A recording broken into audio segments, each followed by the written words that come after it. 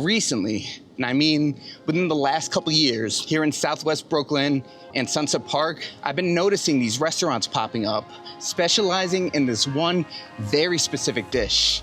And I had no idea what it was. Every time I would pull up the pictures of these places, I would see these gigantic bowls of this beautiful, colorful, vibrant concoction. The kind of photos that you knew just looking at them that there was no way on this earth that didn't taste absolutely mind-blowing. Now, that dish is called suan, and one day I decided to try it. And when I did, I understood why this dish, which didn't even exist a generation ago, is now suddenly everywhere. For the real eater. So the place that we're going to is called Fish With You. It opened up probably within the last year over here in Sunset Park's Chinatown. It's actually a huge Chinese global chain with over 2,500 locations throughout the world. And you might think I'm crazy going to get a big steaming bowl of soup in the middle of July, and I am, sure, but it's that good that I don't mind at all. This is not the spot, but this is another spot specializing in suan as well. Kind of like similar branding too, as you'll see. God, this corner has come a long way. There's a lot more happening now, even compared to the last time I was here on a Saturday night, which wasn't even that long ago, a couple months ago. It's just wild, like how quickly things are just accelerating over here. Anyway, we're coming up on the spot right now, Fish With You. There it is right there. These are actually all different variations of it. Yeah, suan is usually translated as sauerkraut fish, but I kind of don't like that name because it kind of paints an incorrect picture. Like when I hear the term sauerkraut fish, I'm thinking of the stuff that you put on a hot dog, placed over fish, which is not even close to what this dish is. All right, let's see what's good. Yeah, it looks pretty busy, for good reason.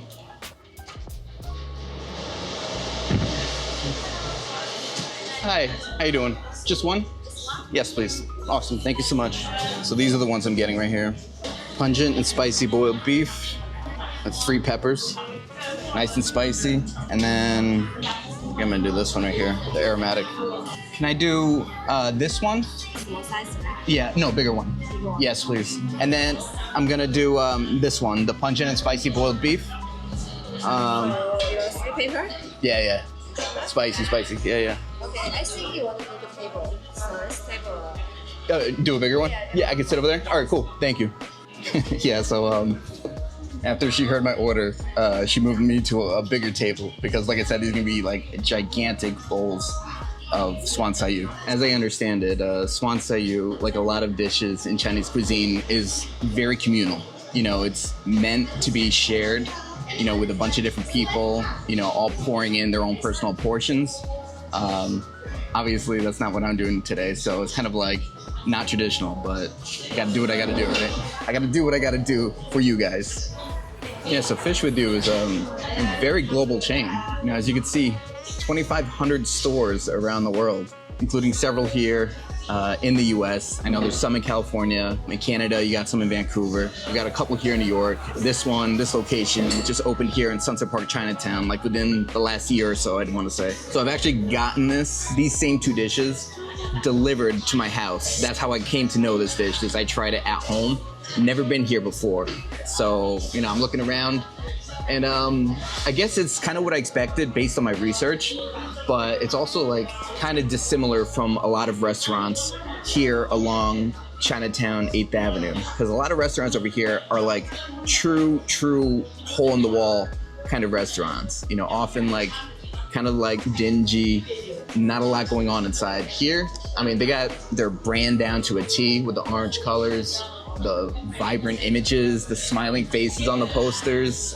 They got their shit locked down, very, very developed, established brand that they have here. So that's kind of cool and different for this part of town. And so Fish With You is kind of taking this traditional Sichuan dish and making a fast casual concept out of it, kind of modifying it for the modern New Yorker. As I've come to understand, it's essentially the McDonald's of suan, and a very good introduction point to the dish. I'm very curious to see how this dish compares at like other restaurants that specialize in more like traditional Sichuan dishes. Beautiful. Color rice. Awesome. Thank you so much. Another rice curry. Okay, yeah. Man, I tell you, it's gonna be a gigantic bowl, man. Oh, it smells so good. I mean, it's just a beautiful dish. Beautiful dish, man. Look at that. Here comes the other one. Awesome. Beautiful. Thank you so much. Thank you. The other one just came. It smells so good. You can smell those spices, dude. Just vibrant, pungent. I mean, it's in the name, pungent beef. It's pungent, man. All right, this is cool. Check this out. They got all the utensils in the drawer underneath the table here. So we got napkins. We got our chopsticks. We got our spoon. Oh man, I'm so excited to dig in, dude. I've been like literally obsessed with this ever since the first time I had it.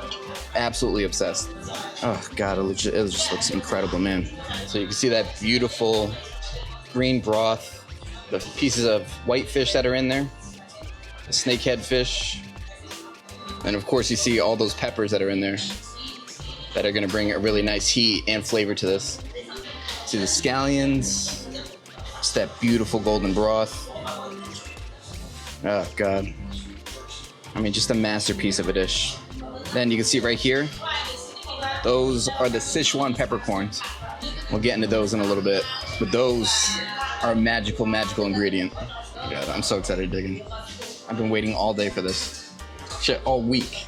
All right, let's get first taste of this broth, man. Oh,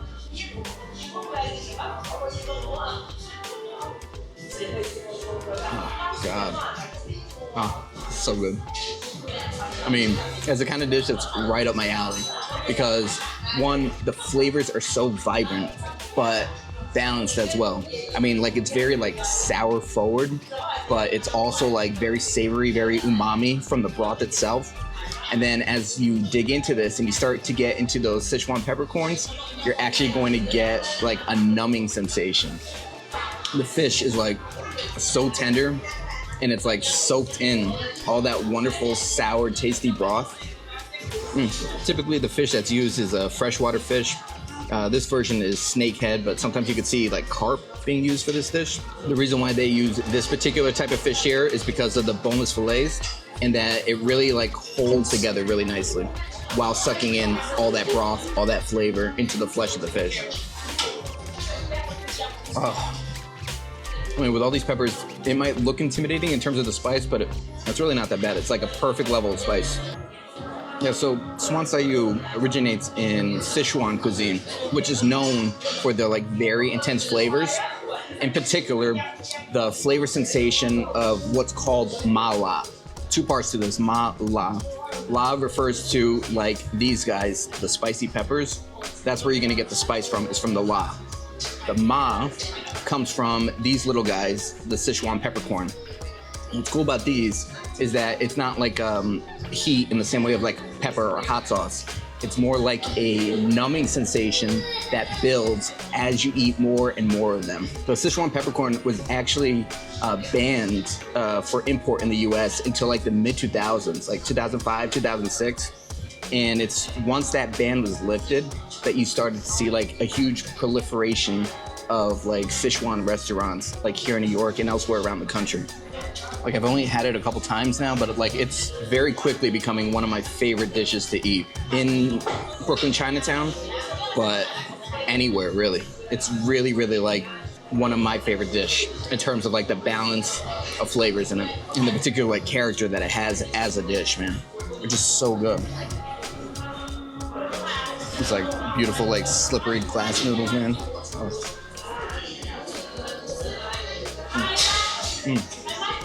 Chewy, super slippery. Like when I eat this at home, I'm like having like such a hard time trying to pick them up and maneuver them, you know. Oh yeah, suan sayu, which gives it in this version like its particular color, actually comes from the use of the mustard greens in it, the pickled mustard green, which is a very common ingredient in Sichuan cuisine. That's what imparts in this dish a lot of the sour flavor that color, a lot of what makes it uniquely what it is. You know what I mean? This dish, it's a recent invention. Like, it didn't exist before like the 1980s or the 1990s, and no one's like exactly sure how it came about. There's a couple like different stories, different theories about how the dish emerged. One of the theories has to do with like urban youth that were sent away to like farming villages during the Cultural Revolution and picked up cooking techniques out there, which they brought back into the cities. And then eventually this dish emerged and then started spreading, you know, all throughout China. Incredible. Absolutely incredible. All right, now I'm gonna switch over to the other version of the dish, which is actually supposed to be a lot spicier than this version. All right, so you're into this other one, man.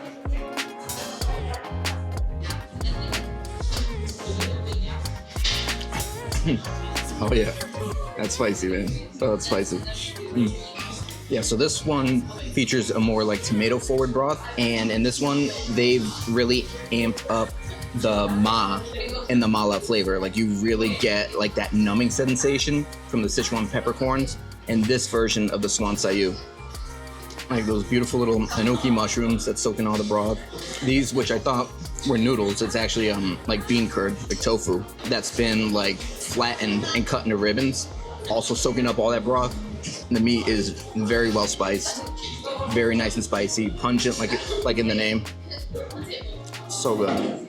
I mean, every time I order from here, I order both these versions of the dish because I can't decide which one I like more.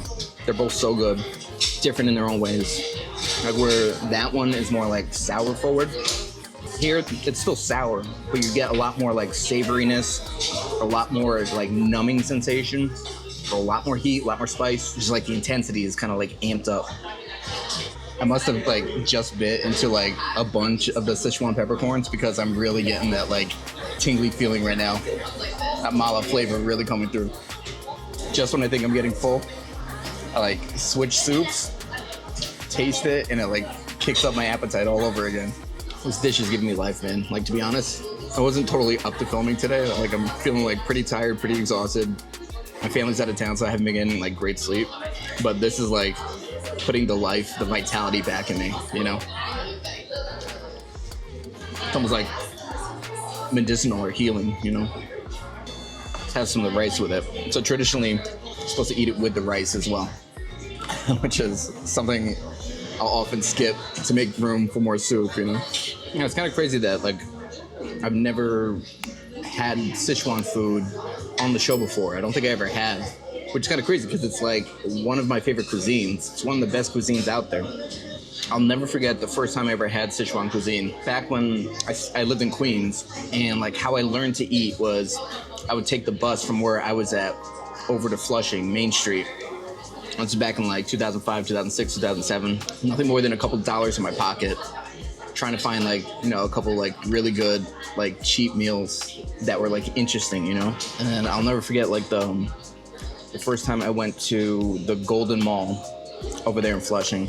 And then there was this like little stall, this little restaurant called Chengdu Heaven. And like nothing was in English, like the entire menu. But I knew the thing that I wanted to get was the dan dan noodles. So I like memorized the characters that corresponded to dan dan noodles so I could point them out like on the menu and stuff. So I remember like when I ordered it and got it for the first time, I had no idea what to do with it. Like, I didn't even know that you were supposed to stir the noodles in order to like let the flavor in the sauce like incorporate and cover all the noodles. So I started to eat them and I was like, this is all right, this is kind of bland or whatever.